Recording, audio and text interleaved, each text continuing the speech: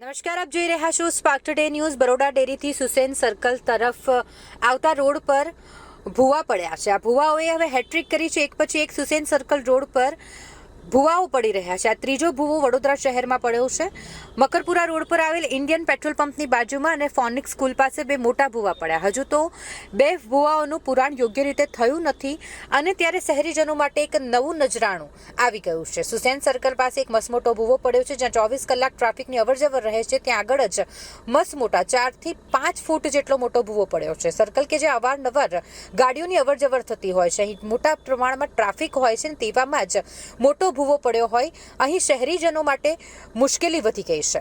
આ માટે સામાજિક કાર્યકર્તા એસટી કોંગ્રેસના મહેશભાઈ સોલંકી દ્વારા વિરોધ કરવામાં આવ્યો છે. તેમના દ્વારા આ મામલે ખરાબ મટીરિયલ વાપરવાને લીધે આ રીતના ભૂવા વડોદરા શહેરમાં પડતા હોય તેવા આક્ષેપો કરવામાં આવ્યા છે. આ સુસેન સર્કલ પાસે જ્યાં અત્યારે તમે જોઈ શકો છો કે મોટો ભૂવો પડેલ છે, આ ભૂવોને પણ એક ભૂગર્ભ કૂવો છે કે જે વડોદરા સેવા સદનના અધિકારીઓથી લઈને નગરસેવકો જે ચૂંટાયેલી પાકના છે એ લોકોના ભ્રષ્ટાચારનો ઉત્તમ નમૂનો છે. કેમ નમૂનો? તો એના કારણ સાથે જોઈશું કે બાજુમાં આવેલી જે રૂપારેલ કાસ્ટ લો કે મસ્યા કાસ્ટ લો, આ કાસ્ટની ઉપર જે આરસીસી કોન્ક્રીટમાં જે કમિશનથી કામો કરવામાં આવ્યા છે, આ પાણીને રોકવામાં આવેલું છે, પણ પાણી પોતાનો માર્ગ ગમે તે રીતે કરતું હોય છે. આ પાણી કાસ્ટનું પાણી અંદર ખાની અંદર જઈ રહેલું છે ને એના કારણે આ જોડ પર 3 થી 4 ભૂવા પડ્યા છે.